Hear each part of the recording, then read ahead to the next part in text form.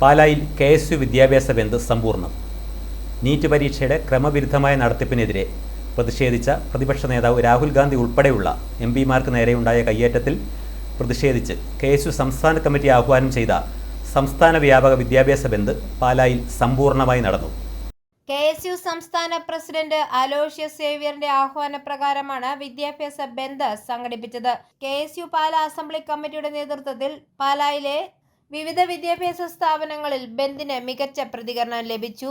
വിദ്യാർത്ഥികളുടെ വ്യാപക പങ്കാളിത്തത്തോടെ വിദ്യാഭ്യാസ ബന്ദ് പൂർണ്ണ വിജയകരമാക്കിയതായി നേതാക്കൾ അറിയിച്ചു. കേന്ദ്ര സർക്കാരിൻ്റെ നീറ്റ് പരീക്ഷയിൽ ക്രമവിരുദ്ധമായി നടത്തിയ നീറ്റ് പരീക്ഷയിൽ അത് പ്രതിഷേധിച്ചുകൊണ്ട് കേന്ദ്രത്തിലെ ഡൽഹിയിൽ പ്രതിഷേധം നടത്തിയ വിദ്യാർത്ഥികളെ വലിച്ചെടുപ്പിച്ചതിലും ആ പ്രതിഷേധത്തിൽ പിന്തുണ പ്രഖ്യാപിച്ചു വന്ന ലോക്സഭയുടെ പ്രതിപക്ഷ നേതാവ് ആരാധനായ ശ്രീ രാഹുൽ ഗാന്ധി MP അടക്കം മറ്റ് MPമാരെ അടക്കം മോദി സർക്കാരിൻ്റെ പോലീസ് വളരെ ക്രൂരമായി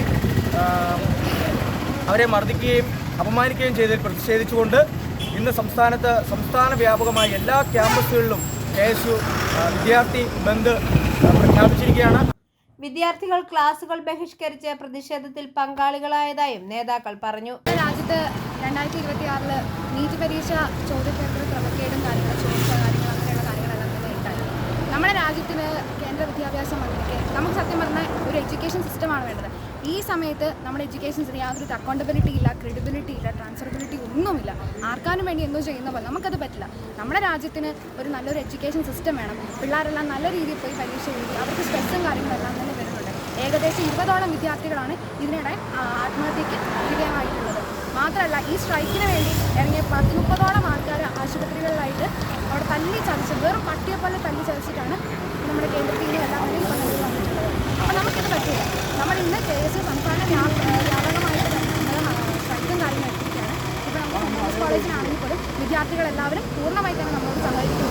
നീറ്റ് പരീക്ഷയുമായി ബന്ധപ്പെട്ട ക്രമക്കേടുകളിൽ കേന്ദ്ര സർക്കാർ വ്യക്തമായ മറുപടി നൽകണമെന്നും ജനാധിപത്യ രീതിയിൽ പ്രതിഷേധിച്ച ജനപ്രതിനിധികൾക്ക് നേരെയുണ്ടായ നടപടികൾ അപലപനീയമാണെന്നും KSU നേതാക്കൾ അഭിപ്രായപ്പെട്ടു. വിദ്യാർത്ഥികളുടെ അവകാശങ്ങൾ സംരക്ഷിക്കുന്നതിനായുള്ള സമരങ്ങൾ തുടരുമെന്നും അവർ വ്യക്തമാക്കി. ബന്ദിന് unit president Sona Mary Biju, general secretary Josu Joseph, block president Nibin T. Jose, KSU ജില്ലാ എക്സിക്യൂട്ടീവ് അംഗങ്ങളായ ജോമിറ്റ് ജോൺ, കൃഷ്ണജിത്ത്, ജില്ലാ വൈസ് പ്രസിഡന്റ് അർജുൻ സാബു, ജില്ലാ എക്സിക്യൂട്ടീവ് അംഗം ബാരിഖ് എന്നിവർ നേതൃത്വം നൽകി. i4A news Pala.